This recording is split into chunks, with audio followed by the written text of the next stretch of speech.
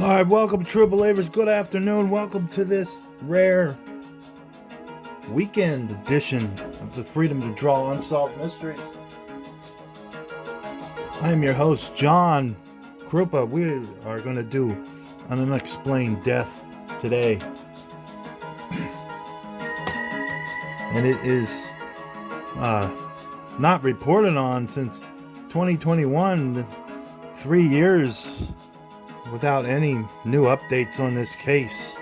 If you guys know anything, true believers, I've searched for a couple hours on this and I couldn't find anything.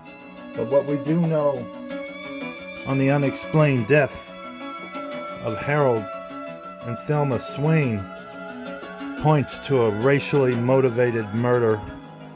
These are the church murders from Georgia. And we're going to tell you about this case and draw it at the same time on today's episode of the Freedom to Draw Unsolved Mysteries. Guys, join me on this journey from a crazed madman that walked up to a church and shot 2 people as the church session was going on today's case of Unsolved Mysteries, the Freedom to Draw Unsolved Mysteries, guys. Hey guys, it is National Christmas Card Day, and we are approaching the holidays, so I thought this music in the background would be appropriate.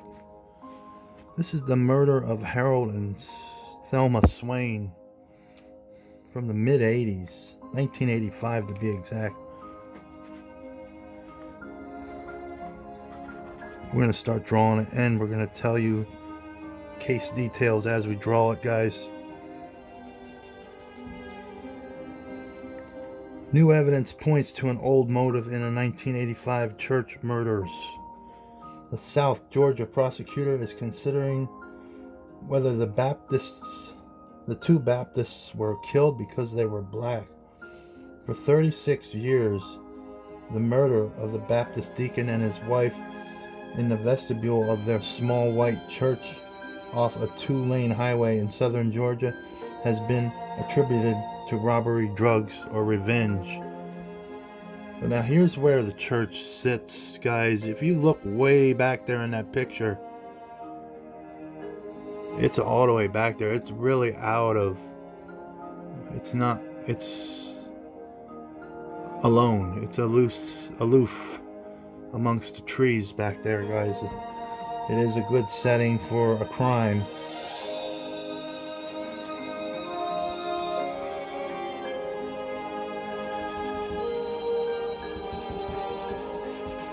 But now the district attorney in Glynn County, Georgia is considering filing new charges and naming a new motive called racism. If the prosecutor decides to try to bring the 85 homicide to trial in 2021, his office will argue that 66-year-old Harold and 63-year-old Thelma Swain were shot to death because they were black. And this is the latest case update I could find on this, guys. If you guys know anything, please feel free to comment on this video. I searched. Maybe I didn't search enough, but I could only find stuff back 3 years ago on this. According to District Attorney Keith Higgins' office, the review is ongoing as the prosecutor considers options and available evidence to make the case.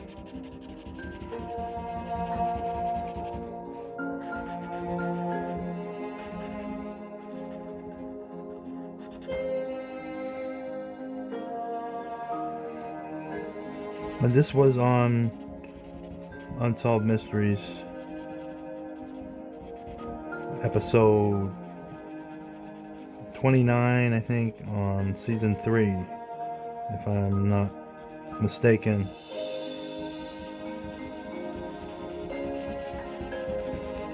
They had police sketches of the person they thought it was.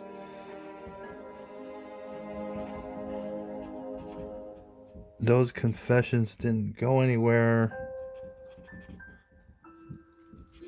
an informant came to the police and told a story about a guy named Dennis Perry, and that's basically how this guy got convicted of this murder, but it was not him. He was exonerated in 2021, and that's scary, guys, right there. Just someone could make up a story about you, and then it could lead you to getting dropped in jail for life. That's what Dennis Perry was serving, a lifetime sentence. But thank God for the Georgia Innocent Project. They do God's work, if you ask me. Thank God they took his case and he is free now. The new evidence collected and processed by the Georgia Bureau of Investigation, GBI, showed that the man convicted of the double murder in 2003 was innocent. Dennis Perry was released from prison in July 2020. So it was almost 20 years he served. After almost 2 decades of incarceration, last week the prosecutor dismissed all further charges, exonerating Perry. An interesting note, well, not interesting, sad, is Perry died in April or March of this year. So he only got 3 years where he was actually free, was able to enjoy his freedom for 3 years. He died, which is, I think, very sad.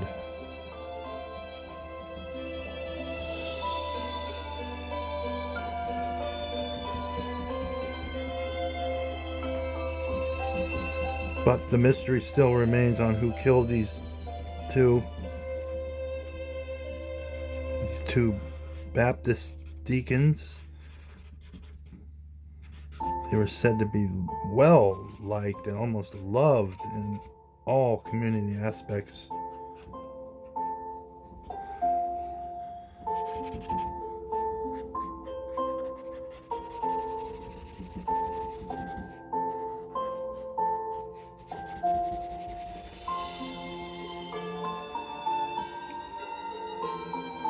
GBI's evidence points to another suspect in this case called Eric Spar.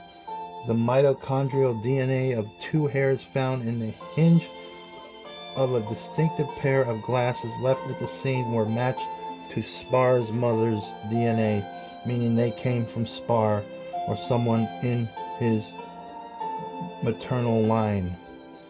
Spar also told at least 2 people he committed the crimes and was once recorded on tape bragging about the murders.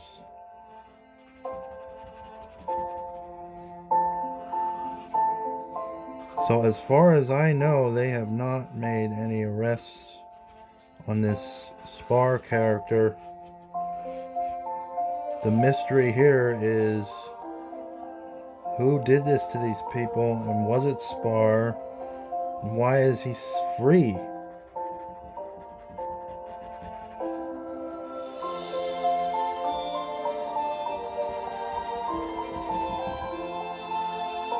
Why is he free? Like I said, this case may have been updated. I just was unable to find it. So if you guys, I know I got some sleuths out there watching. If you guys find anything on this case, definitely comment the updates on this case, because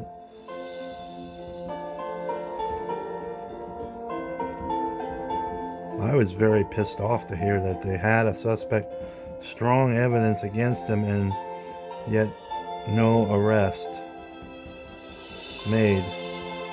As far as I know, no arrest made on this.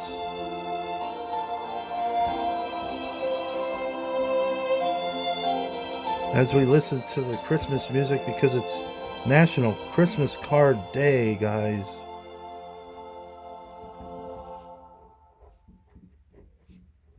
We are drawing Harold and Thelma Swain were murdered just for going to church.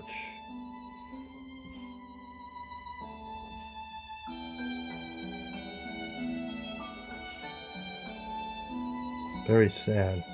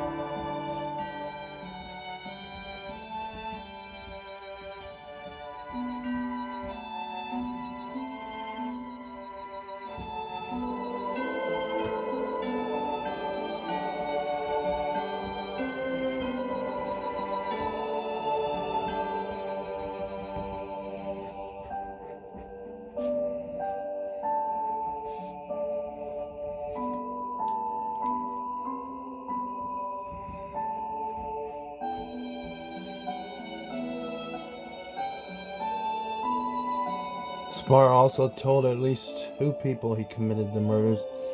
I am the MFer who killed 2 N-words in the church, and I'm going to kill you and the whole damn family if I have to do it in a church, he told an ex-wife while her family taped him, according to an extensive investigation by the Atlanta Journal, The Constitution. And that's what happens, guys. You get ex-wives that once were a confidant to the suspect, and suddenly they turn into informants because they're divorced from him. They don't particularly like him anymore. What did they ever see in him? That's what they're thinking. And they turn into informants. People's minds change. People's allegiances change.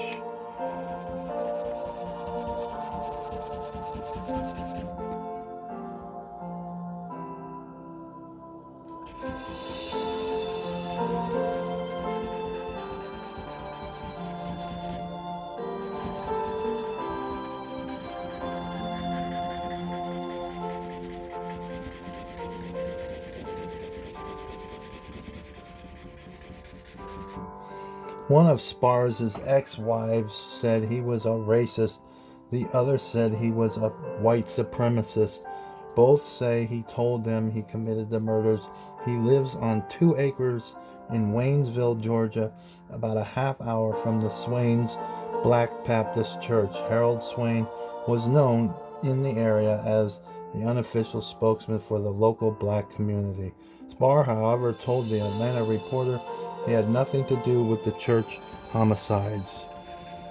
He told him he had black friends also, and that he wouldn't condone anybody doing what happened. And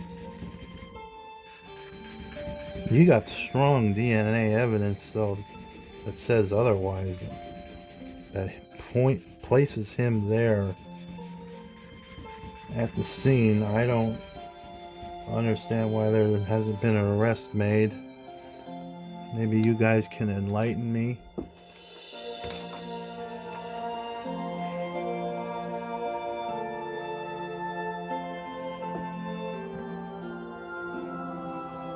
Spar, however, told the Atlanta Reporter he had nothing to do with the church homicides. I don't have any glasses missing, he said. In recent years, violence against people gathering to worship has spurred a whole industry of church security and safety consultants.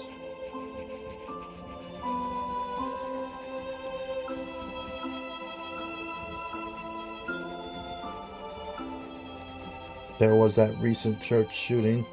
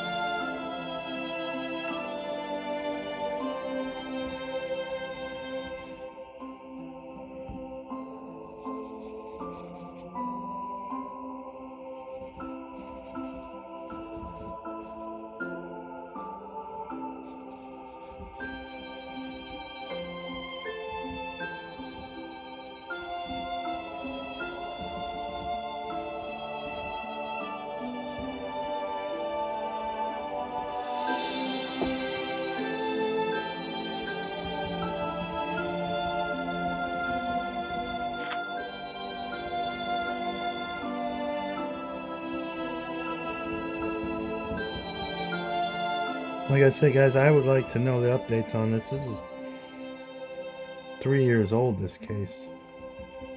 I could not find anything.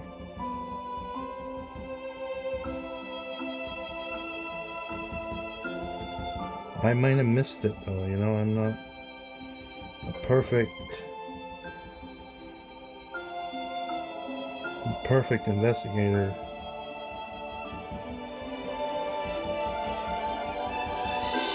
I don't think anybody is.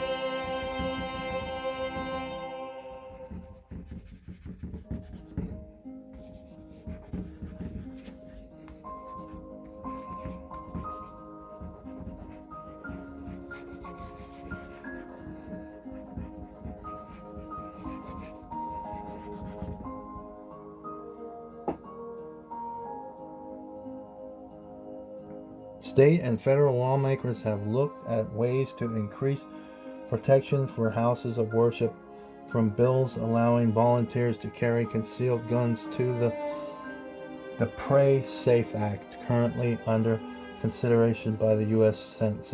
Senate.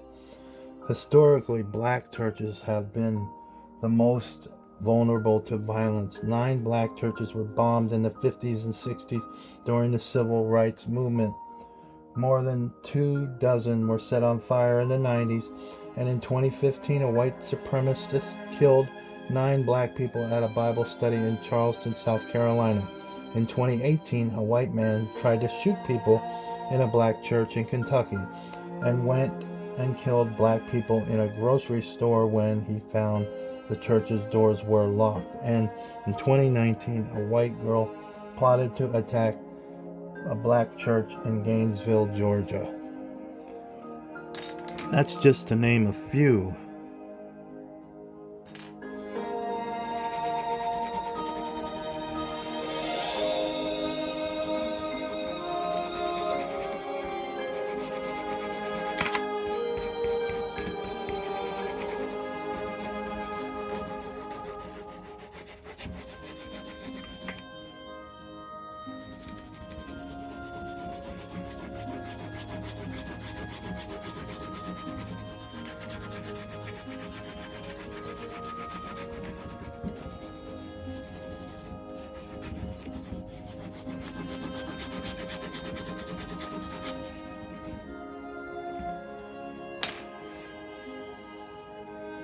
Black pastors have also been in the historic targets of racist violence, especially if they speak up against it. Can you say Martin Luther King?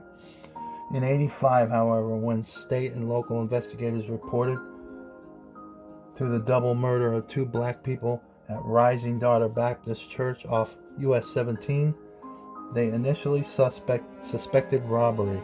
According to 9 women who were at the church that Monday night for a Bible study and mission meeting, a white man with longish hair came to the door and asked to talk to someone. He pointed at Harold Swain, the only man there.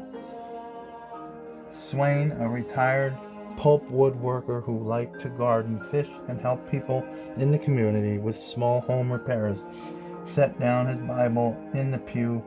It was open to Ephesians 3. I pray that you, being rooted and established in love, may have power together with all the Lord's holy people to grasp how wide and long and high and deep is the love of Christ. He went to the door, and the white man shot him 4 times with a .25 caliber gun. Thelma Swain rushed to her husband, and the man fired one more shot, killing her. The 2 Christians died in the front door of their small church, the wife with her hand on the back of her husband's head.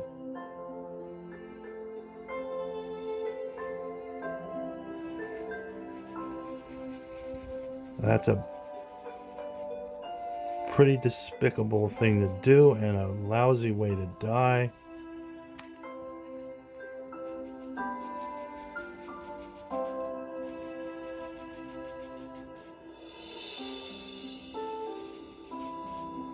The man that they originally thought did it was exonerated in 2020, like I said, and sadly he died 3 years later, not really being able to enjoy his freedom, in my opinion.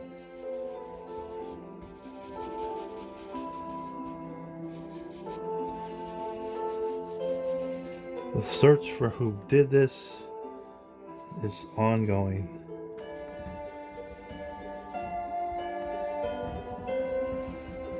There is a suspect named Eric Spar that is a strong suspect. They have DNA evidence on him, and I believe he is a killer. But the unsolved mystery in this case is, why has there not been any arrests?